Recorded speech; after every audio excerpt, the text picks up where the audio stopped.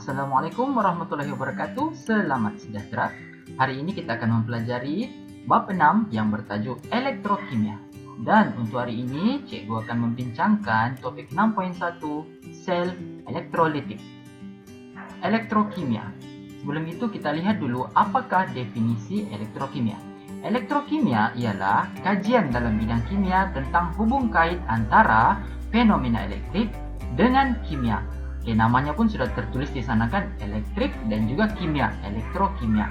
Cikgu pasti kamu tahu apa itu elektrik. Elektrik itu kalau bahasa kita panggil karan lah, kan kita dapat sumber tenaga elektrik untuk kegunaan barangan kita setiap hari. Manakala tenaga kimia ni pula kita dapat daripada banyak sumber, contohnya daripada bateri, contohnya daripada makanan dan banyak lagi. Jadi itu adalah definisi bagi elektrokimia. Fenomena elektrokimia ini boleh berlaku dalam dua keadaan, yaitu dalam sel elektrolitik ataupun dalam sel kimia. Untuk sel elektrolitik, ianya berlaku apabila arus elektrik mengalir melalui elektrolit untuk menghasilkan tindak balas kimia, ataupun dalam bahasa mudahnya, sel elektrolitik ini melibatkan perubahan tenaga elektrik berubah kepada tenaga kimia. Nama prosesnya ialah proses elektrolisis. Hari ini kita akan fokus kepada proses elektrolisis. Untuk sel kimia pula, contoh bagi sel kimia ialah sel Voltan ataupun sel galvani. Dalam sel kimia, perubahan kimia yang berlaku dalam sel akan menghasilkan arus elektrik. Dengan kata lain, dengan bahasa mudahnya, tenaga kimia akan ditukar menjadi tenaga elektrik dalam sel kimia.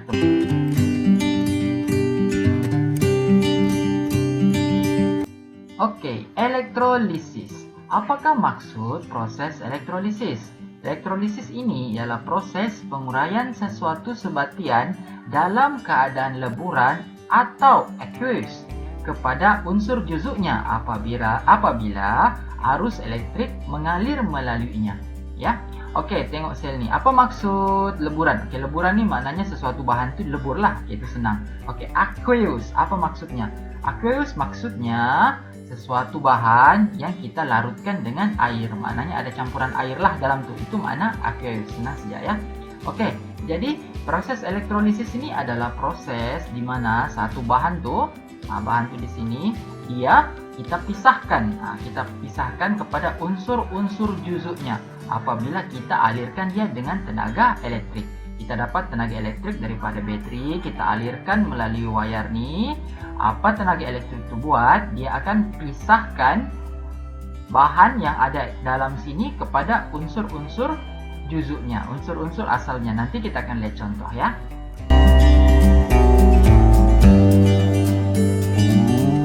Seterusnya kita akan membincangkan lebih detail lagi mengenai elektrolisis. Lihat pada gambar ini, kita akan melihat satu persatu apakah komponen yang terdapat pada satu susunan radas elektrolisis. Sel elektrolitik seperti yang terdapat dalam gambar ini terdiri daripada yang pertama, sumber elektrik. Sumber elektrik yang inilah this one. Sumber elektrik yang ada di sini ialah bateri. Kebiasaannya kita akan gunakan bateri sebagai sumber tenaga elektrik bagi sel elektrolisis. Kemudian yang kedua, kita ada elektrod. Elektrod yang hitam ni. Elektrod ini pula ada dua jenis. Yang pertama, elektrod anod, yang mana disambungkan kepada terminal positif. This one is anod. Anod kita sambungkan kepada terminal positif bateri.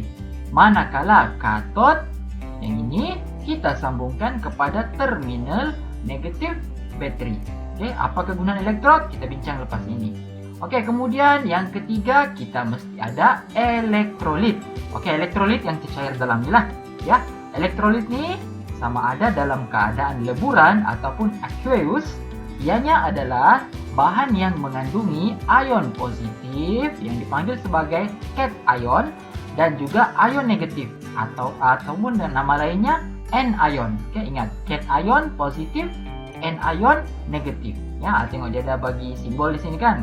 Ada ion positif dan ada ion negatif. Kemudian ada beberapa lagi lah radas lain yang biasa kamu nampak, contohnya emitter, Rheostat. Oke, apakah dia elektrod? Elektrod ini merupakan konduktor elektrik yang boleh mengalirkan arus elektrik. Elektrod akan membolehkan arus elektrik masuk atau keluar daripada elektrolit semasa elektrolisis ya. Elektrik kita akan dapat daripada bateri. Jadi, elektrik akan mengalir melalui wayar ini, kemudian dia akan masuk ke dalam elektrod. Oke, elektrod ini kita rendam dalam elektrolit. Jadi dia ini berfungsi untuk menyambunglah, mengalirkan arus elektrik daripada bateri ke dalam elektrolit ya. Ini yang tadilah anode kita sambung kepada terminal positif, manakala katot kita sambung kepada terminal negatif. Seterusnya elektrolit ya. Elektrolit ini macam cikgu cakap tadi ialah bahan yang dapat mengalirkan arus elektrik dalam keadaan leburan ataupun aqueous ya. Aqueous, cikgu ulang lagi sekali, larutan bahan yang mengandungi air sebagai pelarutnya ya. Oke, elektrolit ini terdiri daripada ion positif, cation, dan juga ion negatif ataupun anion ya. Oke, contohnya di sini satu elektrolit yang berasal daripada bahan natrium klorida. Natrium klorida ini garam lah. Jadi kalau dalam bentuk aqueous dianya adalah air garam. Jadi dalam larutan garam nih, natrium klorida ini ada dua ion, yaitu ion natrium dan juga ion klorida. Dia satu positif, satu negatif. So yang ini ialah cation dan ini adalah anion. Oke, di sini ada beberapa contoh elektrolit yang biasa kamu akan jumpalah ketika belajar pasal elektrolisis. Ada banyak contohnya lah. Manakala yang ini adalah contoh bukan elektrolit. Bukan elektrolit maknanya bahan yang tidak boleh mengalirkan arus elektrik. Dia tidak boleh kasih alir elektrik lah. Contohnya naptalena, acetamida, larutan glukosa, etanol dan banyak lagi lah. Ini semua tidak boleh mengalirkan arus elektrik. Sekarang kita akan lihat apakah yang berlaku semasa proses elektrolisis. Semasa proses elektrolisis, apa yang berlaku? Pertama sekali, ion positif yang ada dalam elektrolit ini, yaitu cation, ianya akan bergerak ke katot ataupun elektrod negatif. Katot yang ini kan, katot. Jadi, semua cation yang bercas positif, ianya akan bergerak ke katot. Sebab apa? Sebab dalam dunia ini semua yang negatif akan tertarik kepada yang positif. Seperti mana lelaki tertarik kepada perempuan, hitam tertarik kepada yang putih, panjang tertarik kepada yang pendek, yang berlawanan. Oke, jadi yang ini positif akan pergi ke mana? Wujudnya terminal negatif. Jadi semua ion positif yaitu cation tadi ianya akan bergerak ke katot yang berasal daripada terminal negatif.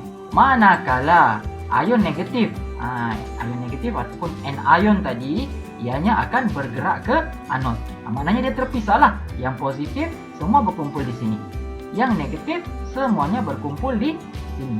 Itu yang terjadi semasa proses elektrolisis. Oke, jadi sekarang kita lihat satu contoh ya. Di sini cikgu ada satu contoh. Contohnya elektrolisis leburan plumbum 2 bromida. Jadi kita punya elektrolit di sini ialah plumbum 2 bromida. Maknanya dalam elektrolit kita ada ion plumbum dan juga ada ion bromida. Plumbum ini casnya positif, manakala bromida ini casnya negatif. Oke, dia ada dalam sini lah. Jadi sekarang kita panaskan dia, kita on battery dan proses elektrolisis pun bermula. Oke, kenapa kita panaskan? So kita meleburkan dia kan. Dia leburan ya. Oke, jadi tengok di sini. Semasa proses elektrolisis, anode ni kan casnya positif. Jadi semua anion yang bercas negatif yaitu bromin, ion bromin tadi semuanya akan pergi ke sini. Dia berkumpul di sini. Manakala katot yang bercas positif katot yang bercas negatif akan menarik ion-ion plumbum yang bercas positif. Kamu tengok sini ya. Anode akan menarik bromin sebab bromin ini negatif. Manakala katot akan menarik plumbum yang bercas positif. Oke, jadi boleh paham itu ya. Positif akan pergi ke terminal negatif, manakala ion negatif akan pergi kepada terminal positif. Jadi, apakah hasil daripada proses elektrolisis ini? Kalau di anode, yang mana telah menarik ion-ion bromin, ianya akan menyacas ion-ion bromin ini dan ianya akan bertukar menjadi atom bromida. Jadi dia akan terbentuk menjadi gas lah, gas bromin ya. Dia akan jadi atom balik ya. Kemudian bahagian katod yang bercas negatif tadi dia telah menarik plumbum kan. Plumbum yang bercas positif ni dia akan nyahcas juga. Kemudian plumbum ini, ion-ion plumbum ini akan berubah menjadi atom plumbum, akan terbentuklah logam-logam plumbum di situ. Itu contohnya. Jadi setiap kali selepas berlakunya proses elektrolisis akan berlakunya nyahcas pada ion-ion ini, dan ion-ion ini akan bertukar menjadi atom-atom yang berasingan ataupun molekul yang berasingan. Dia terpisahlah sudah daripada larutan elektrolit tadi ya, dia macam gitu. Oke, seterusnya kita akan lihat apakah faktor yang mempengaruhi hasil elektrolisis ya. Oke, terdapat 3 faktor yang mempengaruhi hasil elektrolisis. Yang pertama sekali, kedudukan ion dalam siri elektrokimia. Yang kedua, kepekatan elektrolit. Dan yang ketiga, jenis elektrod yang kita guna. Kita akan bincang satu persatu ya. Oke, kita mulakan dengan siri elektrokimia ya. Apakah dia siri elektrokimia ini? Oke, siri elektrokimia ini adalah susunan mengikut kecenderungan atom-atom untuk menderma elektron. Semakin tinggi kedudukan sesuatu logam dalam siri elektrokimia, semakin mudah atom logam tersebut untuk menderma elektron. Ya, kemudian tengok poin yang kedua di situ. Itu yang paling penting. Ion-ion yang berada di bahagian bawah siri elektrokimia ini lebih cenderung untuk dinyahcas. Maknanya sekiranya ada 2 cation contohnya di sini, ada 2 cation contohnya kalsium dan juga hidrogen ya. Kita kena pilih yang mana berada paling bawah untuk menjadi ion yang akan dinyahcas. Contohnya bagian anion pula. Contohnya jika ada ion sulfat dan ion hidroksida, kita akan pilih yang paling bawah. Kita akan sentiasa pilih yang paling bawah dalam siri ini untuk memilih mana satu ion yang akan dinyahcas. Semakin dia menuruni siri ini, ion itu akan semakin mudah dinyahcaskan ya. Ini cikgu ada satu contoh. Kita buat proses elektrolisis yang melibatkan larutan natrium sulfat. Oke, larutan natrium sulfat.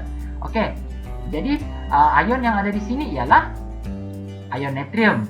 Sudah dinamanya kan, ion natrium ini bercas positif, Na+. Kemudian kita ada ion sulfat. Ion sulfat ini bercas negatif. Dia ini anion lah. Oke, kemudian kita ada juga ion hidrogen dan juga ion hidroksida. Kenapa? Sebab kedua-duanya ini berasal daripada air. Macam mana kamu tahu di sini ada air? Senang saja. Di sini sudah ada tulis larutan. Larutan natrium sulfat. Maknanya kita punya elektrolit ini adalah larutan yang mengandungi air dan juga natrium sulfat. So ada 4 cation dan anion yang hadir di sini. Jadi kita kena pilih antara 4 ini, kita kena pilih 2 cation dan anion yang akan dinyahcas. Oke, apa yang berlaku di katod? Katod tadi elektrod negatif kan? Oke, di katod dia akan menarik ion-ion yang bercas positif. Jadi dia akan menarik ion natrium dan juga ion hidrogen. Natrium ini positif, hidrogen ini pun positif. So katod akan tarik 2 nih, Na dengan H. Jadi persoalannya sekarang, siapa yang akan dinyahcas? Adakah ion natrium ataupun ion hidrogen? Oke, nanti kita cek. Sekarang kita lihat pula apa yang berlaku di anod. Anod ialah elektrod positif. Jadi ianya akan menarik ion-ion yang bercas negatif. Yang bercas negatif di sini ialah ion sulfat dan juga ion hidroksida. Jadi antara kedua-dua nih, siapa akan dinyahcas? Jadi itu adalah persoalan yang kita kena pikirkan. Jadi macam mana caranya kita mau tahu? Kita kena rujuk pada siri elektrokimia. Oke, jadi kita tengok cation tadi. Cation tadi kita ada 2 kan? Kita ada ion natrium dan juga kita ada ion hidrogen. Jadi kita cari di sini mana natrium. Oke, this one. Yang kedua natrium. Mana hidrogen? Hidrogen sana di bawah. Di bawah ini H+. Oke, jadi cikgu sudah cakap tadi kita mesti pilih cation yang paling bawah untuk dinyahcas. Jadi kita akan pilih ion hidrogen ya. Kemudian anion pula. Tadi kita ada 2 anion kan? Ion sulfat yang ini. Kemudian satu lagi kita ada ion hidroksida. Jadi kita pilih yang mana? Pilih yang paling bawah, ion hidroksida. Jadi kesimpulannya di sini, yang mana akan dinyahcas? Yang di katod kita akan nyahcas hidrogen. Jadi apa yang terhasil? Akan terhasillah gas hidrogen pada katot. Ada gelembung-gelembung udara di situ terhasil. Sebab hidrogen yang dinyah-cas. Bukannya natrium. Jadi yang terhasil ialah hidrogen. Manakala di anod pula, salah eja nih, ya. Di anod pula yang terhasil ialah gas oksigen, karena yang dinyah-cas adalah ion hidroksida. Ion hidroksida ini akan menghasilkan gas oksigen lah. Jadi ion sulfat tereject, dia tidak terpilih lah, tersingkir daripada saingan. Jadi itu maksudnya ya, kita kena rujuk si elektrokimia. Seterusnya faktor kedua yaitu kepekatan elektrolit. Apa yang kamu kena bagi perhatian di sini ialah di bahagian anod sahaja, ya. Karena di bahagian anod, ion negatif yang lebih pekat dalam elektrolit sahaja akan dipilih untuk dinyah-cas. Ya, dia akan tengok kepekatan di anod saja. Tapi kalau di katot, dia sama juga macam tadi, dia bergantung kepada siri elektrokimia. Jadi kita tengok anod saja. Oke, kita tengok contohnya, ya. Contohnya di sini elektrolisis larutan natrium klorida pekat. Di sini dia sudah sebutkan pekat. Jadi maknanya kita punya elektrolit di sini adalah satu larutan yang pekat. Oke, sekarang kita tengok di katot, ya, katot ataupun elektrot negatif. Di situ dia akan menarik ion natrium dan juga ion hidrogen, sama macam sebelum-sebelum ini. Jadi antara dua ni siapa akan dinyah-cas? Oke, cikgu ada cakap tadi kalau di katot kita cuma rujuk siri elektrokimia sahaja. Jadi kalau di katot yang akan dinyah-cas ialah ion hidrogen, kerana hidrogen terletak di bawah natrium dalam siri elektrokimia. Oke, jadi bagian katot ni kamu jangan pikir banyaklah, dia masih bergantung kepada siri elektrokimia. Di bagian anod pula siapa akan dinyah-cas? Oke, kalau di bagian anod sebab kita punya larutan ini pekat, jadi yang dipilih untuk dinyah-cas ialah ion klorida. Kerana ion klorida lebih pekat daripada ion hidroksida. Walaupun hidroksida ni di bawah. Tapi sebab ion klorida ni dia lagi pekat, dia akan terpilih untuk dinyah-cas. Jadi apa hasil akhir elektrolisis kita? Di katot, gas hidrogen akan terhasil. Manakala di anod, gas klorin akan terhasil. Ya. Oke, itu apabila elektrolit punya kepekatan menjadi faktor. Seterusnya faktor ketiga dan terakhir yaitu jenis elektrod. Sekiranya logam yang kita guna untuk elektrod itu sama dengan logam pada elektrolit yang berlaku di anod, atom logam akan mengayot untuk membentuk ion positif. Manakala di katot, ion logam tersebut akan dinyah-cas dan terenap pada katot. Susah mau paham tak apa? Nanti kita tengok contoh. Oke, manakala sekiranya jenis logam elektrod tidak sama dengan logam pada elektrolit, elektrod tadi tidak akan mempengaruhi hasil elektrolisis. Kita cuma bergantung kepada siri kereaktifan logam sahaja.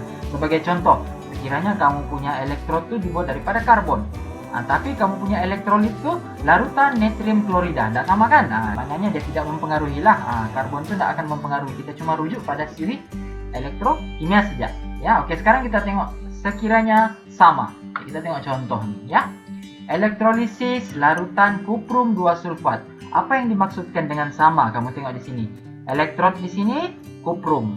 Yang dua ni kan dia punya bahan ialah kuprum. Kita tengok pula dia punya elektrolit. Elektrolitnya pun kuprum juga. Ini maksudnya sama. Jadi logam kedua-dua elektrod dan juga elektrolit ini berasal daripada kuprum. Jadi dia sama logamnya. Itu maksudnya, ya. Apa akan berlaku di katot? Sama juga macam tadi.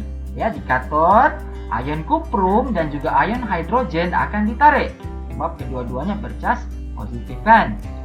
Kemudian, siapa akan dinyah-cas? Oke, ion kuprum 2 akan dinyah-cas. Ini kita rujuk sejak siri kereaktifan logam, ya. Kerana kuprum terletak di bawah hidrogen dalam siri elektrokimia. Jadi, di penghujung eksperimen akan terhasil logam kuprum yang terenap pada katot. Oke, ini bagian katot lah. Oke, sekarang kita tengok bagian anod pula. Di bagian anod, ion sulfat dan ion hidroksida mereka tidak dinyah-caskan. Sebab apa? Sebab kita punya elektron diperbuat daripada kuprum. Jadi, atom kuprum tadi daripada elektrod dia akan mengayon. Jadi, apa yang terhasil di anod?